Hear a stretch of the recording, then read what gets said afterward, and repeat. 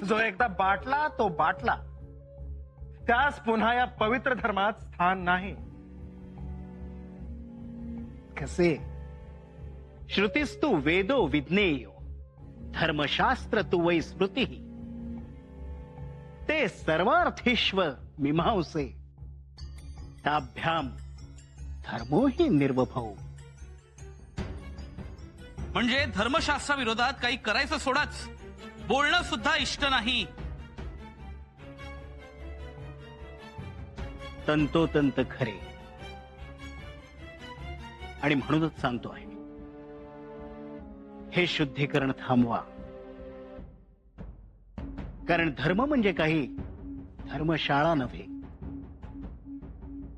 जसे की अवकाशातून निसटलेल्या उल्केस पुन्हा अवकाशात स्थान नाही, त्याचप्रमाणे धर्मात बाटलेल्या मनुष्यास पुन्हा धर्मात स्थान नाही.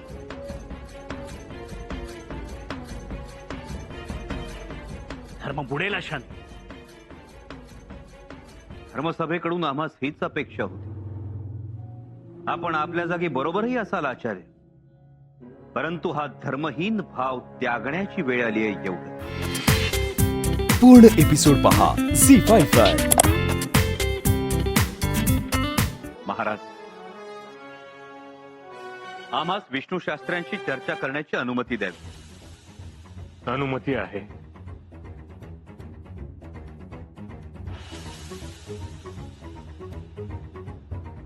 आचार्य, आम्ही आपणासारखे वेदोभास्कर नाही व आपणा एवढे आम्हास धर्माचे ज्ञानही नाही, परंतु आमची म्हणून एक भूमिका आहे. महाराजांचा एक दृष्टिकोन आहे, तो आपणास सांगू इच्छित. आज यवनांच्या जुलमानं हजारो लाखो लोक वाटवले जात आहेत. जे यवन करतात तेच पोर्तुगीज करतात, तेच डच करतात. तो साधा पावरोटीचा तुकडा विहिरीत टाकला तर पाणी पिणाऱ्याचा धर्म बदलतो.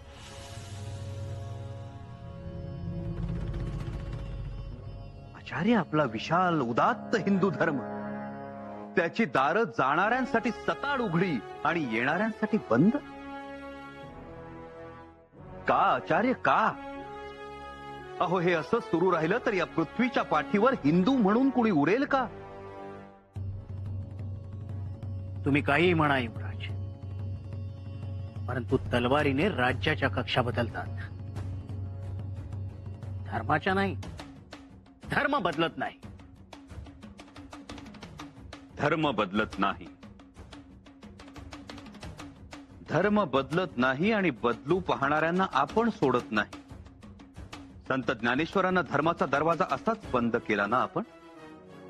संत गोरा कुंभार, संत सावतामाळी, चोखामेळा, संत एकनाथ, संत नरहरी सोनार, संत जनाबाई, तुकाराम महाराज किती किती जणांना छळलं, किती जणांना नाडलं. का? तर त्यांना परिवर्तन हवं होतं म्हणून.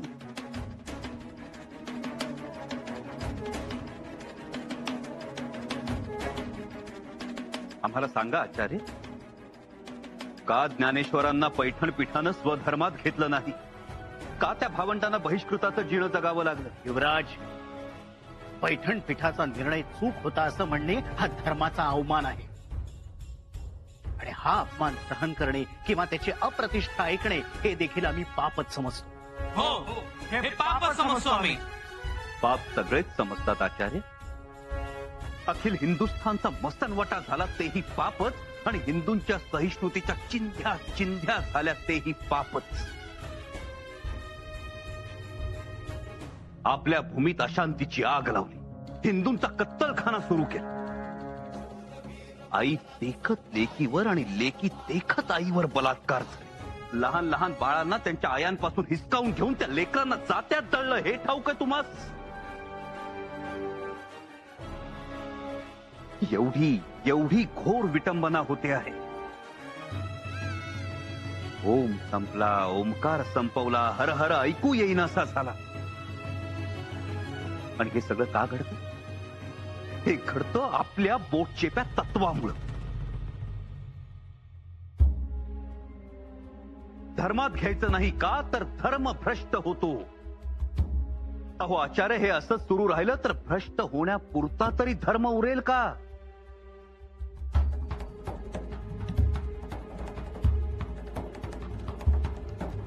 थांबू नका शंभूराजे, बोला. तुमच्या शब्दातून वास्तव बाहेर येत आहे, बोला. महाराज, आज माय मराठी विसरून कित्येक लोक फारसी अरबी भाषा बोलतात.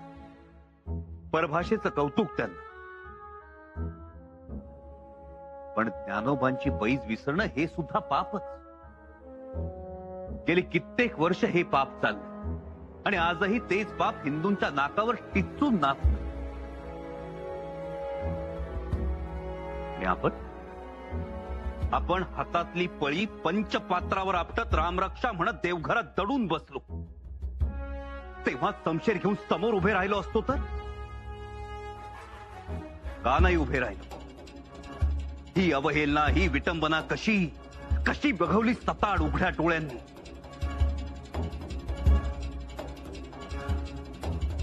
एक लक्षात घ्या, हिंदुस्थानावर चालून आलेल्या कुठल्याही परकीय आक्रमकांना आपल्या बरोबर कुटुंब कबिला आणला नव्हता. मग ते यवन असोत, फिरंगी असोत वा डच, कुणीही. त्यांनी इथल्या स्त्रियांवर अत्याचार केले. हा आताचा विस्तार तसा आहे. आपण कल्पनाही करू शकत नाही एवढे भयंकर अत्याचार केले आपल्या माता भगिनींवर. ते करत राहतात आणि आपण म्हणतो आपल्याला काय करायचंय. आचार्य, आमच्या आबासाहेबांनी आणि आऊसाहेबांनी असाच निष्क्रियतेचा विचार केला असता तर? राजा हो, परचक्रते त्यांची सत्ता आणि सत्तेपुढे शहाणपण चालतं का? सत्तेपुढे शहाणपण चालत नाही.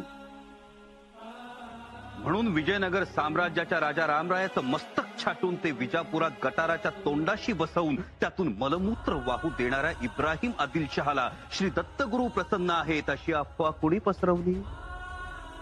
का लोकांची दिशाभूल केली सत्तेपुढे शहाणपण चालत नाही म्हणून? कित्येक राजपुतांनी मोगलांची रोटी बेटीचे व्यवहार केले का सत्तेपुढे शहाणपण चालत नाही म्हणून?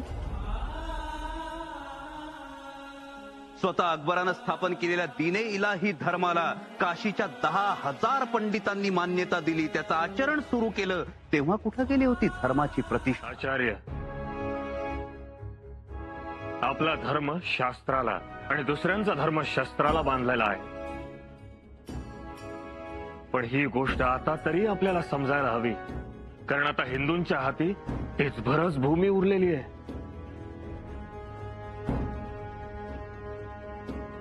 त्यामुळे आता शास्त्र थोडं बाजूला ठेवून आपण हे शस्त्रालाच बांधायला हवं. आणि केवळ शस्त्राला बांधून काही होणार नाही, तर हे शस्त्र पेलणारे सक्षम कणखर हातही आम्हाला हवे आहेत.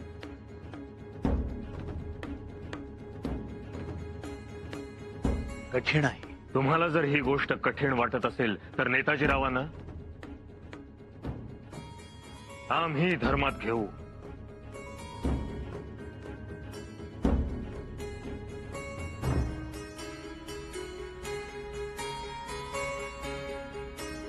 महाराज, आपण घ्यालही, परंतु धर्म त्याला संमती देणार नाही. मग कशाला संमती देणार धर्म? पंडित जगन्नाथानं धर्म बदलला त्याला संमती देणार? की भैरव भट्ट, तानसेन, बिरबल, मलिक काफूर यांना संमती देणार? की विद्यानगरीचे विजापूर झाले, भागानगरचे हैदराबाद झाले, खडकीचे औरंगाबाद, धाराशिवचे उस्मानाबाद, विद्यापुरीचे इस्लामपूर झाले, याला संमती देणार? अंतर्मुख होऊन विचार करा आचार्य, विचार करा. नाहीतर पांडवाचा पीटर, राहीबाईची रोशम्मा आणि विष्णू शास्त्र्यांचा विष्णू खान किंवा विलीस व्हायला वेळ नाही लागणार.